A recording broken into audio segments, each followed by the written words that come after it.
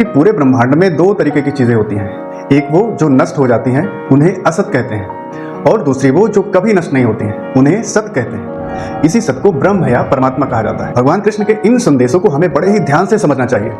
अर्थ का अनर्थ नहीं करना चाहिए। हम आम लोगों के जीवन में जब कोई अपना दुनिया छोड़कर चला जाता है, हमें भगवान कृष्ण के इस संदेश को याद करके अपने दुख को कंट्रोल करना चाहिए।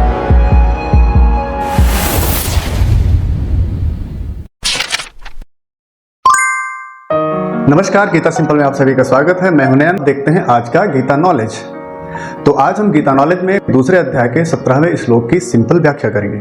अविनाशी तु तद्विद्धि येन सर्वम इदं ततं विनाशम अव्ययस्य अस्य न कश्चित् कर्तुम अर्हति।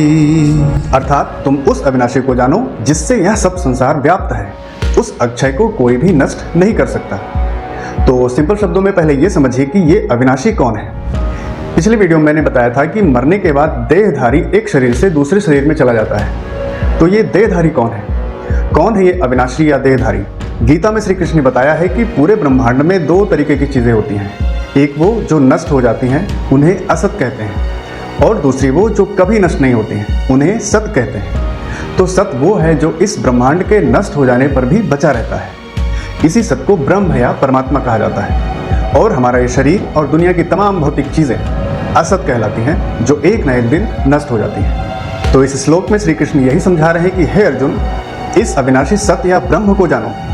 इसे कोई भी मार नहीं सकता है। यही सत्य या ब्रह्म देहधारी के रूप में सभी जीवों के शरीरों में व्याप्त है। मतलब वही ब्रह्म हम सबके शरीरों में रहता है। ठीक वैसे ही जैसे मिट्टी के बर्तनों में मिट्टी व्याप्त रहती है। इस बात को ध्यान से समझिएगा। एक मिट्टी का घड़ा टूट जाता है, लेकिन मिट्टी फिर भी बची रह जाती है, क्योंकि मिट्टी यहाँ पर अविनाशी है। उसी मिट्टी से बाद में दूसरा घड़ा बना लिया जाता है। तो जैसे मिट्टी एक घड़े से दूसरे घड़े में चली जाती है, ठीक इसी तरह वो सत्य या ब्रह्म भी एक शरीर से मुक्त होकर दूसरे शरीर में चला जाता है। इसलिए हे अर्जुन, तुम शरीर के नाश होने का शोक छोड़ो और युद्ध करो। दोस्तों, इस अविनाशी देहधारी के बारे में आगे के वीडियो में और भी तमाम बातें हम करेंगे। लेकिन साथियों, इन बातों का ये मतलब नहीं कि कोई किसी का खून कर दे और बोल दे कि देह मरती है, देहधारी नहीं मरता है। ये पाप थोड़ी ना हुआ।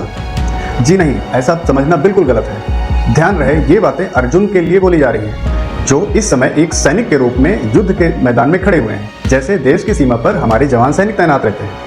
वो लड़ाई में दुश्मन को भी मारते हैं और खुद भी मरते हैं। तो ये संदेश उनके लिए है। और दूसरा, हम आम लोगों के जीवन में जब कोई अपना दुनिया छोड़कर चला जाता है, तब एक पल तो आंखों में आंसू जरूर आते हैं, लेकिन दूसरे पल दिन दिन रात रात भर रोने और बहुत ज़्यादा शोक मनाने के बजाय हमें भगवान कृष्ण के इस संदेश को याद करके अपने दुख को कंट्रोल करना चाहिए और जीवन में अपने कर्तव्य पर आगे बढ़ना चाहिए। तो ये था आज का गीता नॉलेज। मिलते हैं अगले वीडियो में एक नए श्लोक और एक नई सीख के साथ। नमस्कार।